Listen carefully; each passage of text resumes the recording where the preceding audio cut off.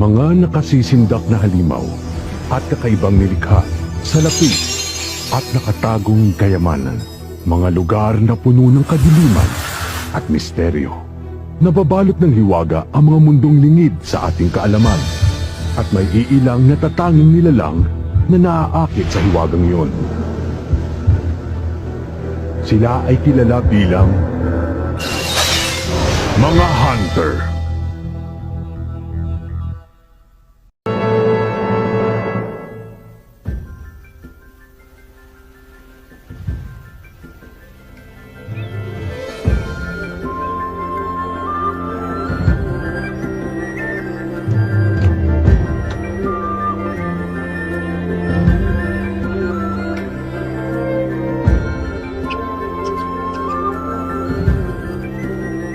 Sinusubukan pa rin ni Gon hulihin yung hari ng lawa?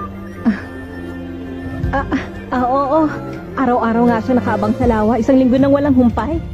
Nangako ka kasi na pwede siya mag-hunter exam kapag nahuli niya yung hari ng lawa. Paano pag nagawa niya yun?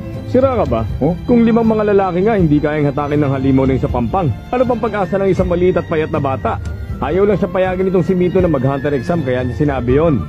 Nalimutan mo na bang ganyang edad din yung tatay ni Gon nung nahuli niya yung hari ng lawa noon?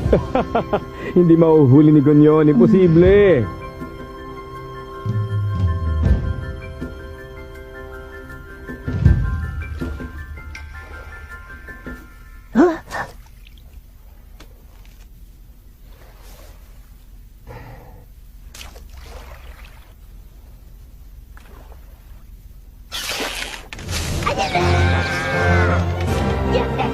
Huli rin kitang sa wakas!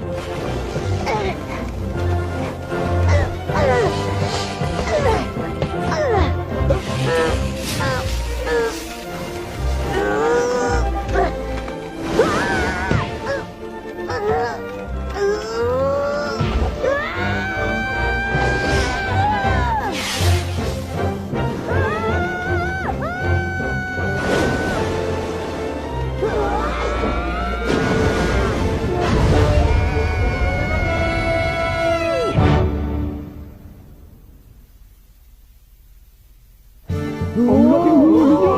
Yan ba yung tinaguri ang hari ng lawa? 20 taong bilating hindi nakita yan ah! Sabi sa inyo eh! Tatay din ni Gon ang nakahuli niyan dati! Tunay nga silang mag-ama! Nahuli na ni Gon! Hindi ako makapaniwalang nahuli niya talaga! Nakita mo ba ito, Mito?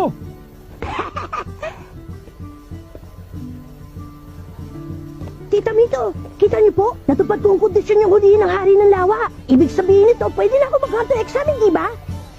Di ba?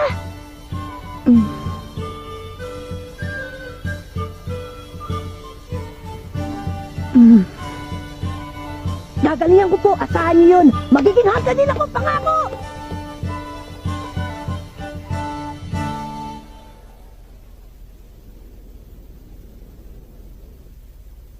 Siguro nga talagang nasa dugo nila yun, ano? Biruin mo, wala pang ibang nakahuli sa hari ng lawa mula nung nahuli yun ni Jin sa murang edad na 12 anyos. At ngayon, anak naman niyang si Gon na nakahuli sa edad na 12 anyos din. Pareho ang sigla at kislap ng mga mata nila, hindi ba? Magkatulad talaga sila. Alam mong wala na tayong magagawa. Wala na makakapigil sa kanya. Desidido ka na ba talaga? Opo, Hindi mo kailangan gawin to. Alam mo namang iniwan ka ng tatay mo nung musmus ka pa lamang para maging hunter siya, hindi ba? opo, alam ko. Mas pinili niyang maging hunter imbis na alagaan ka. Ang galing po nun, di ba? Huh? Importanteng trabaho kasi ang pagiging hunter, kaya niya po nagawa yun. Kaya gusto ko din. Hindi birong trabahong maging hunter, delikado yon. Palaging nasa panganib ang buhay mo. Anumang oras pwede kang mamatay. Naunawaan mo ba yon? Hindi po, Tita Mito. Pero gusto ko pong maintindihan. Gusto kong maging hunter para maunawaan ko ng lubos kung bakit yun ang piniling gawin ng tatay ko.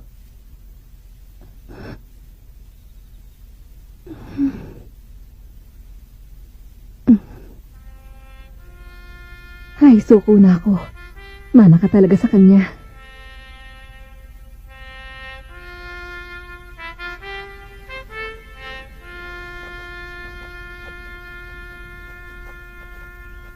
Hindi ko kayo bibiguin, Tita Mito.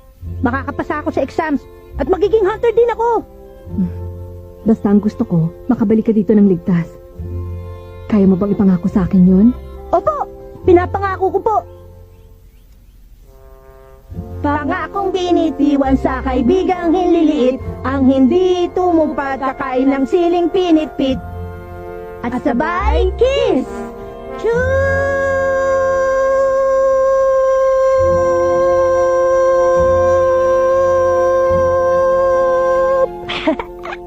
Oh, ha?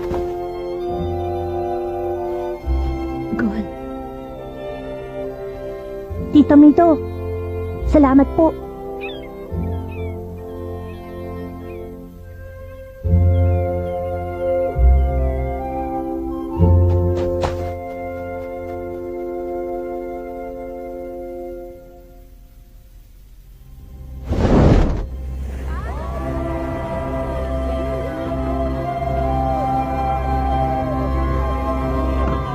Dapat magbalik mo rito, hunter ka na ha! Ipakita mo sa kanila ka nakatalaga ng tatay mo, Gon!